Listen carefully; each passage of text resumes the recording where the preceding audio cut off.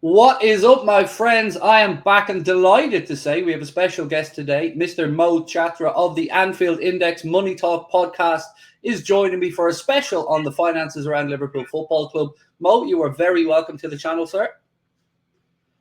No, glad to be back. Well, not to be back, first time here actually, but yeah, delighted to be on, Craig, and yeah, big fan of your work and the content that you put out there, and yeah, really happy to talk about some of the subjects that you brought on for. So there's a lot to say.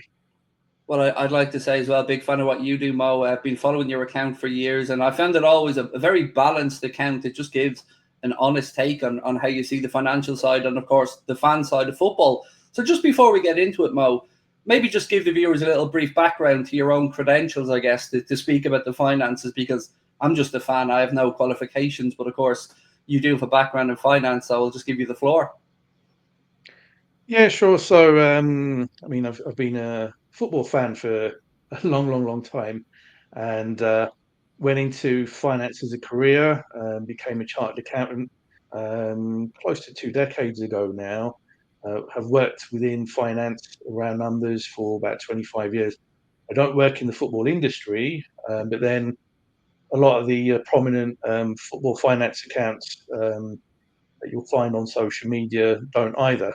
Um, so it's just one of these things that I took an interest in, and I delved more and more into it, and then um, started to have confidence to actually talk about the subject on the podcast, which Anfield Index were kind enough to host, and been putting that out since 2018.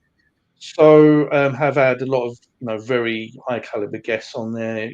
Prominent sports lawyers like Daniel G and Stefan Borson, who's a Man City fan. There's a lot of interesting things to say about football finance, and a variety of others as well. So yeah, it's a subject that, as you'll know, has taken a world of its own, and people increasingly, football fans are incredibly interested in what goes on with the numbers. And yeah, so that kind of content does certainly get some interest.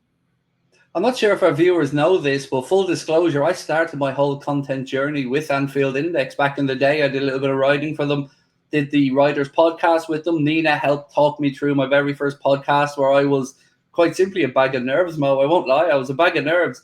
Yeah. So I've always had a soft spot and kept an eye on Anfield Index over the years. And your podcast and the Money Talks podcast is one that just, I think, is unique in the space. And I just want to congratulate you on that podcast. I think it's tremendous.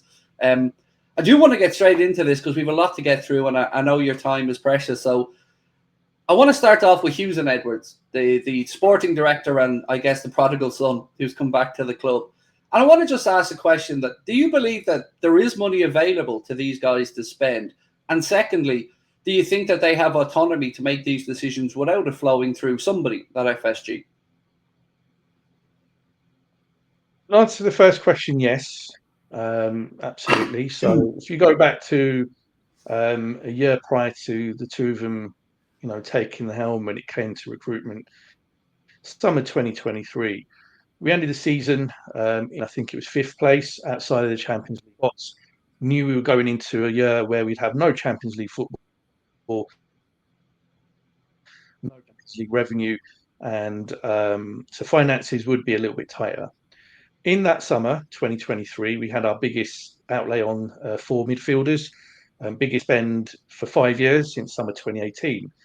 And then, though there are conspiracy theories about it, I believe it was a genuine attempt at signing a fifth midfielder in Caicedo, and the offer we went in with was over £100 million. And this, as I hasten to add, is a point at which we knew we had no Champions League revenues coming in over the next 12 months. So we have had a successful season after that point. In 23-24, we managed to finish third, secure Champions League football again. The Deloitte figures that we'll talk about later reveal that actually it was a record-breaking year for revenue despite no Champions League football. And this year we will be probably breaking through the £700 million revenue mark, which all but a very small handful of clubs have achieved, and an even smaller handful have legitimately achieved. So, this is not to be sniffed at. So, will there be money to spend? Yes, there will be. In terms of decision making, look, this is something that we've got 14 coming up to 15 years of evidence and history to tell us that FSG don't just say to individuals at the club, right, go and sign whoever you want. It doesn't work that way. Yes, there will be some level of autonomy. It's not to say that the likes of Hughes and Edwards have to run everything past the owners or representatives of FSG.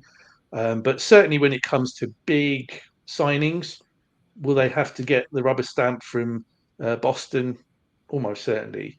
Not necessarily from the top man himself, but at the least I would expect it to be, Mike Gordon. We saw it with a documentary for another club in Manchester City. The documentary that was produced looking at City and Guardiola when they were talking about potentially signing Van Dijk. And who was it? The chairman of the club, who's representing Maktoum, the owner, basically said no. The amount of money that Southampton are looking for, we won't go up to that much. That we feel that's in excess. So that was a representative of the ownership saying no. So in the same way, Liverpool Football Club won't be much or any different. With big decisions around significant outlays, there will be involvement. I mean, will they be going to the ownership if they've spotted a 16-year-old who's going to go out of contract at Coventry City and they want to sign him to the academy? Almost certainly not. But the bigger signings, those, yes, they will absolutely have to get permission. So one of the things that's been a major talking point amongst the Liverpool fan base this week, and something you picked up on very quickly, was the wage bill increase. Now, you mentioned in the Money Talks podcast that financial analysts, including yourself, expected this to drop by maybe tens of millions, but it's gone up. And on top of that, I wanted to just ask, does it make sense to you that playing staff wages seem to be in and around 40% of the overall wage bill? And what would make up that additional 60%? Yeah, good question. So obviously, after the Deloitte report was published last week, I put out a thread shortly thereafter, and it got a lot of attention, especially the focus that I made on the wage bill. I estimated that the wage bill probably come in around 325 million. Now, there's another very, very good account on X. A chap by the name of Craig Houlden, Liverpool fan, who looks at the finances of a number of clubs, who analyses the numbers more forensically than I do. And he was a bit more conservative with the expected drop of the wage bill. So he came in at around 344 million. But both of us were off by tens of millions because the wage bill appears, based on the Deloitte Football Money League reports, have come in at 387 million. So we were tens of millions, and we're not normally off by that much. And look, the reason I was massively surprised by that is we had no fewer than 6 top earners all leave the club in summer 23. Who were they? Naby Keita, Alex Oxlade-Chamberlain, James Milner, Bobby Firmino. Who else did we have? Jordan Henderson Hendo, and yeah. Fabinho. So 6. And based on the basic wages, which will probably amount to about 40 to 50 million pounds, and then you throw on bonuses and image rights payments and the likes of that on top, the 6 probably between them were costing Liverpool, in terms of wage bill, in the region of about 80 million pounds. So 80 million pounds wiped off by these guys leaving the club. So if you think that the wage bill in the last season that they were all there at the club was 373 or so million, wiping those wages away from that takes it to below 300 million. Then you take away the appearance money and the bonuses related to Champions League football. So then you're coming down further still. But you're on top of that adding in lesser bonuses and appearance money for Europa League. And we know that we signed 4 players in McAllister, in Szoboszlai, in Endo, and in Gravenberch. And, 3 of those players would have come in on fairly sizable wages, but not to the levels that perhaps Jordan Henderson was earning today. So overall, based on all of those factors, there was an expectation and a belief that it would come in substantially under. So I estimated it at 325, Greg at 344, and we were way off. And it just didn't make sense to me at all, and it still doesn't. Nearly a week on, that wage bill ended up going up. So people have been banging on about, but it only increased by 14 million. So why are people complaining? Why are people making a fuss over nothing? It's the fact that it's actually not a difference of 14 million. It's the difference to what we thought it would be. And that's why we made a fuss. Now, in terms of the wage bill, so there's a lot of these websites out there that speculate on what player wages are, not only for Liverpool, but for other clubs as well. And generally, they're in it for the first team squad in and around the £130 million mark. Now, there was a report that was published by UEFA last year, and there's an extract of that which was subsequently deleted, interestingly, which actually showed that the actual wage bill is obviously in relation to all staff. If you extract the element that relates purely to the players, it was, I think, in the region of about 264 million in 22-23, when the wage bill overall was 323. So if we think that the wages for the first team squad are about £130 million mark, say, to get to 260 odd, you're essentially saying that all these bonus payments, the image rights, all the rest of it, doubled the earnings of these players. So that's where we get to. So we've got basic wages and sign-on fees added into that at about 130, bonus payments and the like for the first team squad about another 130. That gets us to the 260 odd. And then to get from 260 odd to 370, that's your coaches, your academy players, your executives, directors of HR, communication, sporting directors, and the like. Albeit the sporting director is allegedly now on the payroll of FSG and not of Liverpool. So that's interesting in terms of how that may or may not work. And that is how it's broken down. So when we get a few more details in the accounts that will be published in a few weeks' time, I'll hopefully post a thread just trying to explain how that works. But there will be fans who'll look at that and say, hold on, 264 million when the wage bill overall was 373, and yet the basic wages are about 130. So did only a couple of dozen players really between them get £130 million of bonus payments? But that's the information from UEFA themselves. So there's no reason to suggest that's incorrect. And then it's really debate about, okay, so to get from 260 all the way to 270, just over £100 million, the coaching staff, the academy players, and admin staff, and those couple of thousand match day staff really make up £100 million plus difference. So that's where we basically get to. So a lot of detail there. Appreciate it might sound a bit confusing and convoluted, but in essence, 130 million basic wages, another 130 million plus of bonuses, and then the rest is all other staff employed by the club to get to in and around the 370 million, 380 million pound mark. So would I be right to say that one of the topics that you've been asked most about the breakdown of the wages has been, we've always known that there's no dividends paid to FSG. We've always seen that and believe that. And I've always been fine about them taking a big payday in the end when they get the valuation of the club when they set up. But now you've got people, and look, a lot of people will call these tinfoil hat merchants, but I think they're just concerned fans with an honest question. A lot of people want to ask, is it possible that there is some kickback coming into FSG through the wage bill, be that executive bonuses or anything like that? It's a topic that I'm sure you've been asked quite a lot about, Mo, so I thought maybe I could get you to give a brief explanation of your thinking there. So FSG are quite a large collective.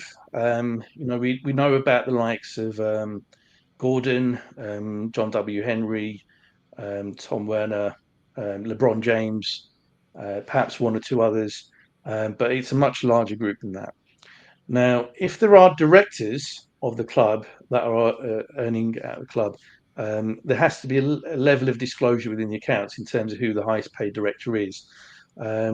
And though the accounts don't show that, the amount that is normally flagged up is, I think, around £1.5 to £2 million. So does that mean that other directors, such as John W. Henry and co., are not taking money out of the club? We can't definitively say because the accounts neither confirm nor deny. But like I said, FSG is about much more than the individuals we're familiar with. So is it possible that there are others within FSG that are on the wage bill, but perhaps are classed as consultants? And what they're consulting over, who only knows? But is that possible? Yes. Is it plausible? Maybe, maybe not. But again, I can neither confirm nor deny because the accounts present very limited information. So if, and I'm talking in general terms, not specific about FSG and Liverpool Football Club, but if an owner wants to take money out of a club, there are many ways that they can do that. And one of the things that somebody has rightly pointed out is there are more perhaps tax efficient ways of extracting money out of your company than through wages, because with wages you have to pay tax, and if it's a high amount of wages, then the taxes would be quite significant. But that's assuming the wages apply to somebody classed as earning that money in the UK. If they're attributed to earnings elsewhere, then perhaps different tax rules may apply. But yes, you're right. There was a lot of speculation about fans putting two and two together and coming up with the conclusion: look, wage bill unexpectedly increases, therefore FSG must be fleecing the club somehow through the wage bill. Can't say that they definitively are or they aren't, because, like I say, the counts don't prove one way or the other. But it was certainly a surprise to many people that the wage bill rose. We're comfortable enough in that. Oh, absolutely. And there's been a lot of suggestions about what it could have been.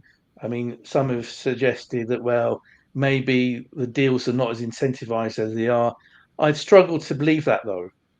And the evidence is in the club's accounts from a few years prior, when the club who'd been out of the Champions League went back into the Champions League. This is in 2017-18. The wage bill increased by £100 million in one season, from 208 to 308 million. And we were told that, yes, partly that was due to signings coming in, such as Mo Chatra, who joined in summer 2017, and we brought in two or three other signings that summer as well. But the bulk of it was explained by some new contracts, and most notably bonus payments related to competing in the Champions League and getting all the way to the final. That was the explanation for why the wage bill jumped 50% in 1 year, from 208 to 308 million. And that's a jump the likes of which, in terms of value, I've not seen amongst the top clubs in a single season. So that was a significant jump. So if these deals are as incentivized as we've always been led to believe, then that was almost the proof that, yes, as soon as we were in the Champions League, the wage bill skyrocketed. So it stands to reason, therefore, that when we exit the Champions League, the wage bill should come down, and it didn't. I mean, it's very simplistic, but I think it gets the point across from what you've said. And I certainly appreciate the way you've broken that down, Mo. Thank you. One of the things I found really interesting in the podcast was that you mentioned that FSG are one of maybe just a handful of owners in the 92-team football pyramid in England that don't invest any of their own money. And that is quite unusual. I thought maybe we could talk about that for a moment. Yeah, I mean, it's one of these things that winds me up, Craig, to be honest, because there are those that will try to defend the actions of FSG sometimes when it comes to investment or lack thereof, to say, well, Most football owners don't invest into transfers or into their clubs, and that is factually incorrect. I'm telling you now. And don't take my word for it. Go and ask more prominent football finance accounts out there, such as Kieran Maguire or Swiss Ramble. They've produced analysis, they've provided information that's in the public domain that shows that actually there's a lot of investment. You go down to the likes of the Championship, League One, League Two, a lot of these clubs' wage bills exceed the total revenue for the year. So how do these clubs stay afloat financially? It's because their owners, year on year on year, are putting money into their club. Gibson at Middlesbrough, huge amounts of money over the 2-3 decades that he's owned that club, and he's far from a unique case. You go down even into non-league football in England, and you'll find owners that have put in 7-figure sums into their clubs. So across Championship, League One, League Two, pretty much the only clubs that I came across where there is no owner investment was Burnley, and there are, I think, 3 or 4 fan-owned clubs across those divisions. And then you come up into the Premier League, and again, lots of owner investment. Even Manchester United, who up until Ineos investing into that club, saw not only no owner investment, they actually saw the Glazer family extracting money out of that club through dividends. So, for those that going about, but why would billionaires want to take a few £1 million out of a football club? Well, there's your proof. The Glazers were taking about £20 million a year in dividends every single year, whether the club made a profit or a loss, and were splitting amongst themselves. So they were splitting it across each other, maybe 3 or 4 million each. And even for them, that was something that they felt was justified, whether it was a good year or a bad year financially. So looking at a lot of these other clubs in the Premier League, they do have owner investment. Even Tottenham Hotspur, who didn't used to do so, they have took out borrowing against the owner to invest into the squad, and so he broke away from his model, working with Daniel Levy. You look at Arsenal, Kroenke's, and John W. Henry was very praiseworthy of the Kroenke model that they deployed at Arsenal. They veered away from that and to invest their own finances into Arsenal Football Club. So within the Premier League, at this moment in time, Liverpool are pretty much the only club that sees no owner investment. And when you're in a very competitive field such as football, and especially in the Premier League, marginal differences can be huge between winning and finishing runners-up. And that's been a frustration not only of me but of many Reds. That most of us are a fairly realistic and pragmatic bunch, and it's not like we're sitting there asking for 7-8 signings every transfer window. It's about spotting those little gaps in the squad and thinking, okay, if we just bring in a player there, just to bring about an improvement there, that can maybe over the course of a season or half a season secure an extra point, 2 or 3 points, and that can be the difference between winning a league and finishing second or third. And again, you just have to look at the last few years to see that we came so close on several occasions, and just getting in that one extra signing may have been the difference between coming second and winning, maybe a couple of more Premier Leagues, maybe 1 or 2 more Champions League, even, like Jurgen Klopp really, really deserved. So that brings me on to, I think, a gripe that both of us share, and that is the lack of accountability from the football club, particularly from those that cover the patch, Liverpool-based journalists and people that seem to want to just shout down anybody that questions the narrative of the club or questions, like you've just said, 1 or 2 additions every season. We get often called Chelsea fans, City fans, we want a multitude of signings. And we spoke about this a little bit off air before we started. There's always extremes on every end of this, but most people are in the middle of this. And most people, like you've correctly said, want those 1 or 2 quality additions to just finish the squad. I think Jurgen Klopp said it best when he said 1 or 2 new faces is healthy every campaign. freshens up the training ground, freshens up the positivity around the club, keeps people on their toes. So how do you feel about some of the media that cover the football club not really ever pushing back on these things or running to the defence of the club? Yeah, it's another source of frustration for me, I'm afraid. So, in addition to having worked in finance and being an accountant, I've had an even longer tenure working in the media outside of my day job, and have worked in for a variety of media outlets over the years, and so I have a very good understanding about um, the circumstances that involve modern day journalists and the kind of pressures that they're under, the deadlines that they have to hit, the content, the volume that they have to churn out day in, day out, and also about relationships that are expected to be maintained. And some of these are relationships that, if a journalist goes and says something that might upset a club or their ownership or both, and that potentially could jeopardize the relationship between the outlet and the club and all the owners, that could, worst case, cost somebody their job.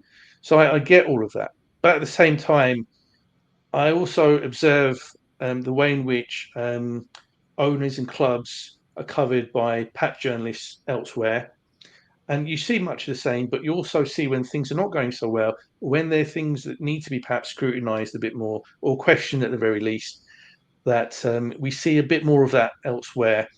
So if you take Manchester United as an example, with the Manchester Evening News and some of the other patch journos that cover it for national titles, there often is a bit more scrutiny and a little bit more balance when it comes to looking at the Glazers, Ineos, and the actions of the club.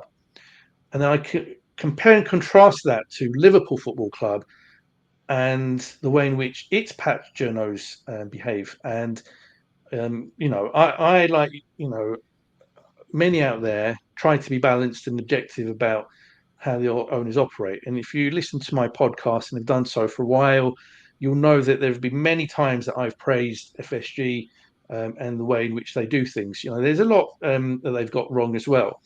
And when I feel that they've gotten things wrong or they could have done things better or more effectively, I will call them out and stuff like that. And yet, I sometimes feel like I'm a bit of a lone voice. That too many outlets, even fan channels, are a bit reluctant to openly question, never mind criticise the ownership. And the reason I have an issue with that is, I started out in the '90s in terms of my work in the media, and you know that was drilled into me from day one that, look, you've got to be objective, you've got to treat your subjects um, in a way that's as impartial as possible, build up good healthy relationships, but at the same time they need to know that when you're going to cover them, if you feel that they deserve scrutiny, you scrutinize them.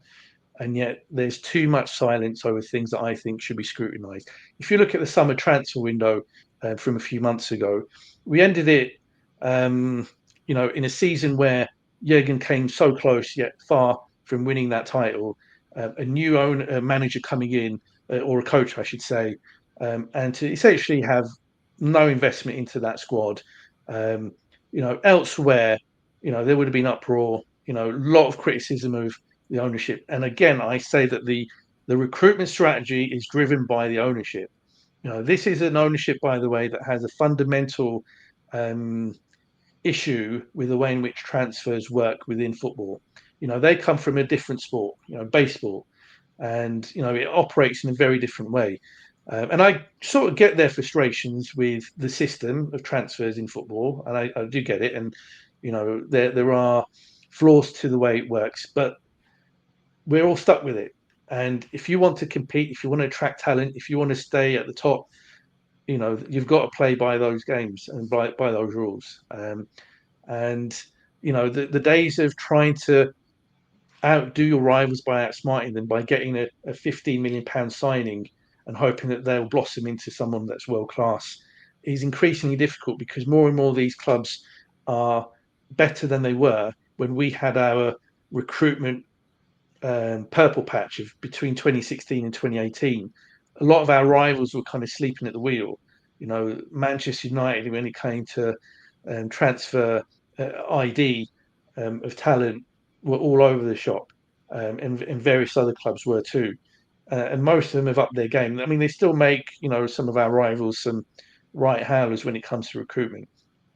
But it's things like that, things like the wage bill, things like owner investment. Just I'm not saying they should criticise the ownership, but at least have these debates and discussions. And instead, there's too many journalists, too many within fan channels who decide, right, let's look at an extreme fan who's calling for something completely unrealistic, belittle and demean them, and just brush the whole of this group of fans who may in any way criticise the owners by that one or two select few individuals. And that kind of gaslighting just needs to stop. And let's have some open and honest and fair and balanced discussions. And there's just some complete absence of that within our fan base when it comes to the club and the ownership. And it seems like the only times that any of these outlets will ever say anything remotely negative about the club and the ownership is if somebody like Spirit of Shankly says, well, it's outrageous that. Don't get me wrong, I get on with Spirit of Shankly. I've had somebody from their group on my podcast in the past in Joe, and they do some great work. But at the same time, it seems like it's when they say something that everyone else will then say, okay, right, maybe the club shouldn't be doing that. That's not how it should be. So grow a pair is my suggestion to the journalists out there. Look, there are people like me. There's much more prominent people like Swiss Ramble, Kieran Maguire.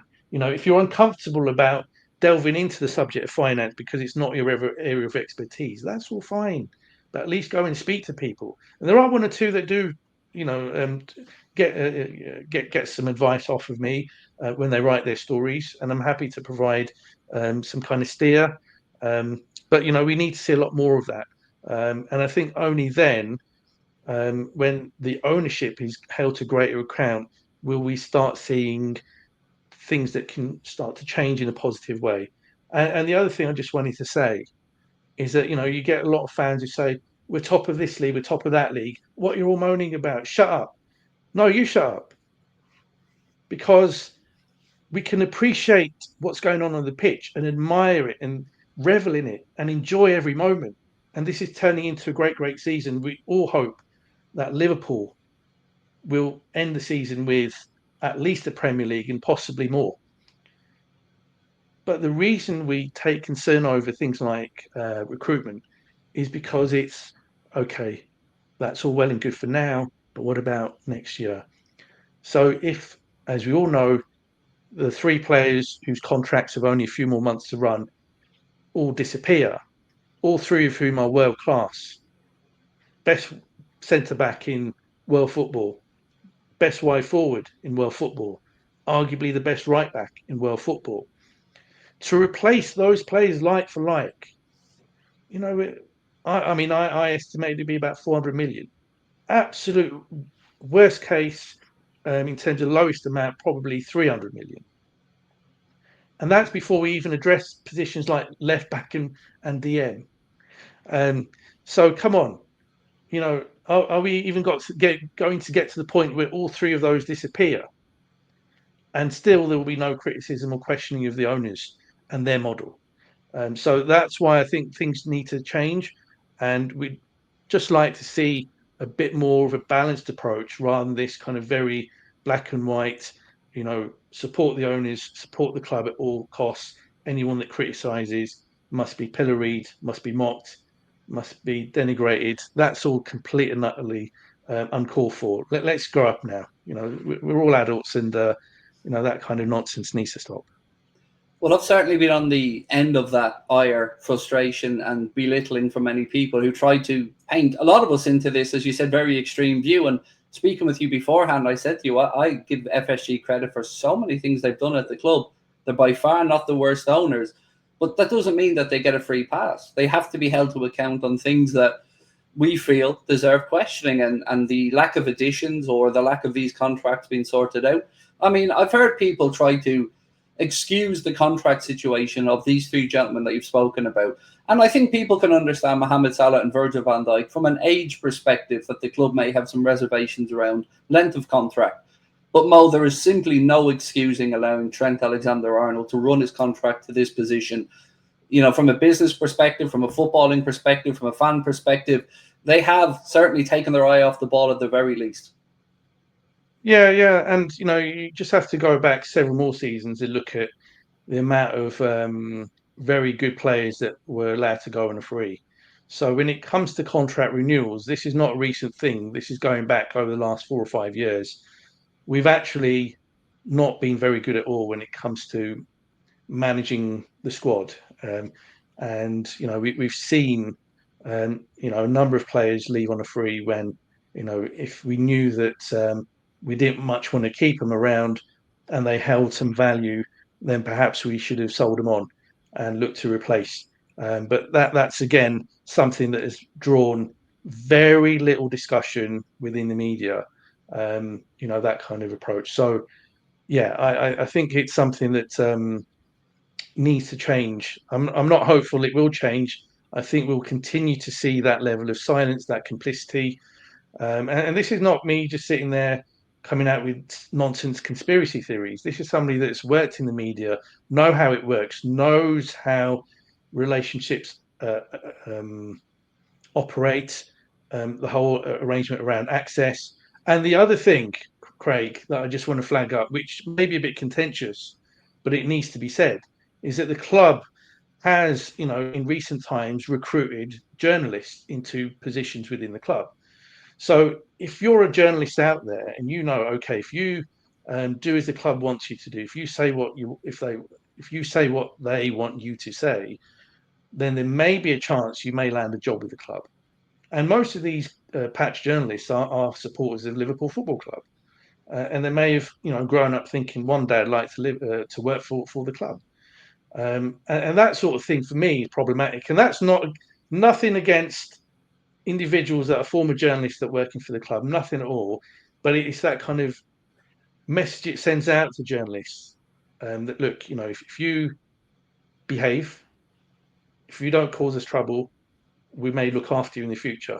And journalism is a precarious profession because, you know, as the legacy media or mainstream media, in terms of, you know, print titles, that kind of market becomes more and more difficult. You know, it's certainly not a career path that is an easy and reliable one.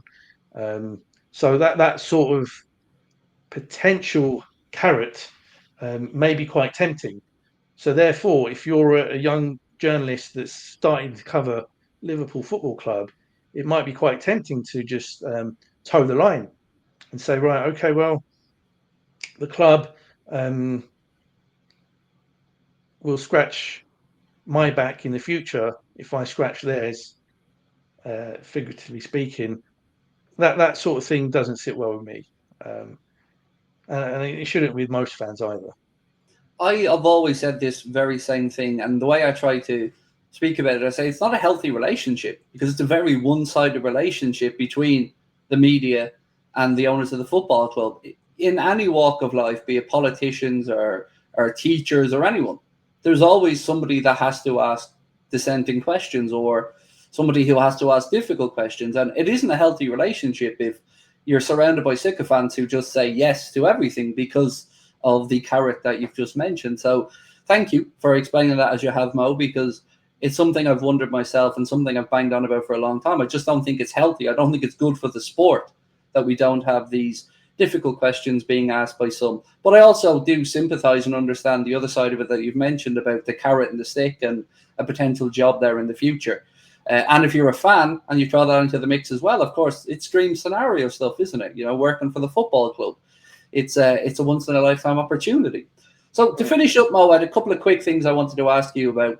One is how close are we to being in any PS or FFP issues? And I want to back that up with something that you've said in the podcast again that I found very interesting. There's a habit of this, Mo. You're very interesting. That's the habit that we're getting to hear. I want to know why Liverpool Football Club are thought of as miserly, I believe was the word that was used on the podcast within the industry. Sure. I mean,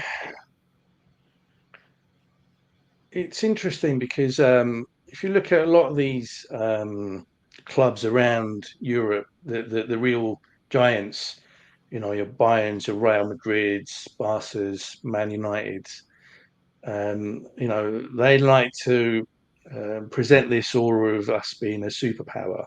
And the Liverpool approach seems to be quite different. And just an example of that, and again, it's something I've criticised the club for, is why they consistently um, understate in the media the value of their some of their commercial deals, such as the Adidas one that's about to come out, and the Nike one that is currently in place, and even the New Balance one, because they've briefed in the past about the value of the New Balance deal, the Nike deal, and I know that they generate significantly more money than the figures that they've put out there to pat journalists and others. And it just seems a bit odd that they will do stuff like that. And it doesn't really pull the wool over people's eyes. It's not quite fair to say that the club plays the pauper, but it certainly tries to downplay its financial might. And just in answer to that other part of the question, it is not a club that should have any concerns around PSR. I mean, when the accounts are published, based on a report recently from Dave Powell of the Echo, the accounts will present a loss for 23-24, but I think that will have been driven by a wage bill that was certainly much higher than I expected, and others as well as the costs of the Anfield Road and expansion, because we all know that was delayed, and the club had to incur significant additional costs because the contractor went into administration. They then had to pull in other people to complete the job, and there was costs related to that delay and getting it finished, and that in itself was a bit of an unsavoury situation in that regard. So with those types of factors, they did make a loss in 23-24, but they're still way off any kind of concern. And had there been an issue, then it would have been flagged up by the Premier League a couple of weeks ago, which is they've got a new kind of protocol in place around if there are any PSR issues, then they will write to a club to let them know that they've breached the PSR limits, and Liverpool absolutely was not one of them clubs, and is comfortably in a very healthy position. So again, we have to give credit to FSG around that. I mean, it financially is in a very stable place, and the only and I think the general premise of their model is a good one, and especially if things change pending the Man City Premier League case, and those changes are in a direction that FSG are pleased with. I don't think we'll ever see an eradication of owner investment, which is their ideal model, which is that investment should only be based on the revenues that a club generates itself, and not through any owner investment. Whereas a lot of other clubs in their ownership would tend to disagree with that. So this is something that we will have to keep an eye out for in terms of other clubs. Not a concern for Liverpool, and that's why again, I'll go into this summer saying, look, the money will be there to be spent, but that's very different to whether the club chooses to spend that money or can get, because as we know, it's not just about FSG. And again, to be clear, I've criticised Jurgen Klopp in the past, because I think there have been times when maybe FSG were a bit more open to spending, but it was Klopp who said, actually, no, I want this player to stay at the club. I don't want them to go. And he's gone on record as saying that. So maybe there was a bit of loyalty on his part, which meant that, that Julian Wards or Michael Edwards in his previous role as sporting director clash with Jurgen Klopp because they thought a player needs to be replaced. He thought, no, I think I can still get another couple of years out of them, and I want to retain them. And so it's not just, again, a black and white thing about why we've not signed as many players as we perhaps should have done. Some of that is on the ownership for me, absolutely. Some of that is on the former manager. And some of that will also be on the recruitment people. And, again, we've got evidence of that in the book that was produced by Ian Graham, where he went into a lot of detail about the approach that he, Edwards et al., took to identifying talent and their approach to trying to recruit players. And that's a very, very well refined model, but it can also fall over very easily. And all it takes is the right target to say no. And then as we've seen, we're then having to wait another year. It's not a club that likes to have multiple options and pivots easily from one to the next. Zubimendi is an example last summer. We missed out on him. He changed his mind. He wanted to stay loyal to the mountains in his local area. Fair play to him. And then we didn't pivot to any other player. And much the same, I think, could possibly happen next summer. And again, it won't necessarily be because the owners don't want to spend. It might be because the recruitment team have identified a specific target for a specific position. If they miss out on that player, they'll say, okay, well, that was the ideal fit. We'll just wait another year and see who's available next summer. Yeah, that can become frustrating for us fans at times.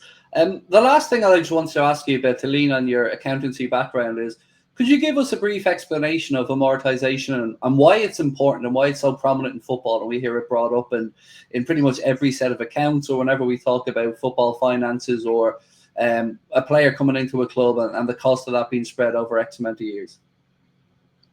Yeah, so I think it's important to distinguish. It's a technical term, obviously, relating to accounting for, in the case of football, transfers primarily. And with a deal, if I give an example, we sign a player for £30 million on a 5-year contract. And the accounting approach to that is to what we call amortize that outlay over the duration of the contract, so 6 million a year. So by applying that, it means that after year one, the player's book value, as we call it, the value of the asset, the intangible asset, is 24 million. After another 12 months, after another year, down to 18, and then down to 12, and down to 6, and then at the end of the contract, 0. So the player's book value is 0 at the end of the 5-year contract. In reality, we've got 3 players who are about to come to the end of their contracts as things stand, but generally, before a player's contract does end, they'll either be transferred out or they'll extend their contract. So if it was an extension of the contract, the amortization will then extend to the new kind of end date of that contract. But that's the accounting side of it. The cash side can be sometimes very different. So if we've signed a player for 30 million, but it was a buyout for a player based in Spain, and the club has insisted, no, we don't want the payments to be spread out over several years. We want that money all up front. Liverpool may have spent £30 million in one fell swoop to bring the player in. So from a cash point of view, £30 million has gone out of the bank account. But from an accounting perspective, it's £6 million a year because it's a 5-year deal. And that's spreading that amortization out equally over the duration of the contract. And it can work in reverse in the example of, say, Felipe Coutinho most notably. So he went for, what was it, £130 million with add-ons to Barca. But his contract or his valuation from a balance sheet perspective, because of amortization, was a piddly amount. So the accounts for that year, for 17-18, showed us making a record-breaking profit, because what it showed is that we made a huge profit on him going out of the door, because his book value was a small amount of a few £1 million, and yet we brought in well over 100 million basic before the add-ons from Barcelona. So the amortization thing is sometimes used by people to excuse a lack of spend, but the thing that people should focus a bit more on is actual cash movements. So maybe that's something that needs a bit more detail. But for people like me and others that kind of look into the accounts in a bit more detail, I can tell you that even though Liverpool may have made a loss in 23-24, I'm not sure obviously what this year will end up like. That will all depend on where we finish with things like the Premier League and Champions League. Financially, we're in a very, very healthy position. So if the club wants to spend significant sums in the summer, it should have the means to do so. But what we also know is that FSG are generally very careful in how they spend. And that goes back to the Misley point about, they're very stubborn in terms of their model about, we attach a value to a player, and if a club is asking for significantly more than that, we will move on. Or we will just extend the negotiations and hope that the selling club eventually comes in line with what we hope for. And again, we have evidence of that. We saw in summer 23, we chased after Romeo Lavia from Southampton, I think it was, for weeks and weeks and weeks. And then right at the end, Chelsea out of nowhere swoop in, say, how much do you want? Oh, okay, right, there you go. And he went off to Chelsea. So that was weeks of us trying to drive a hard bargain, and we got nowhere with that deal. Now, in a way, that was a blessing in disguise because it turned out he was made of crisps. So he's forever injured. So perhaps that worked out well in the end, even though at the time it perhaps didn't feel like that. Mo, I cannot thank you enough for taking the time to come on, explain all of this to us. People have heard similar things from me, but of course, I don't speak as eloquently as you do about these matters from your background in it. I want to say thank you as well to the team at Anfield Index, the Money Talk podcast, and everybody without the Anfield Index business. I can't thank them enough for their cooperation and for their help in putting this together. And Mo, we'll make sure that we put your social media links and, of course, the podcast links into the chat. But again, my friend, a massive thank you for your time and coming on this evening. No, more than welcome, and yeah, delighted to be on. And hopefully, we'll see FSG prove me wrong and us wrong. It looks like we won't spend anything this window, but let's see what happens in the summer. But we've still got a very, very strong squad, a squad to be proud of, and hopefully they'll carry us through to some prominent silverware by the end of the season. Fingers crossed. There's certainly a lot of optimism on the football pitch anyway. And ladies and gentlemen, thank you so much for watching. We look forward to your comments. And again, thank you to Mr. Mo Chatra and the team at Anfield Index for helping us out with this one. We'll talk to you soon. Much love. Bye-bye.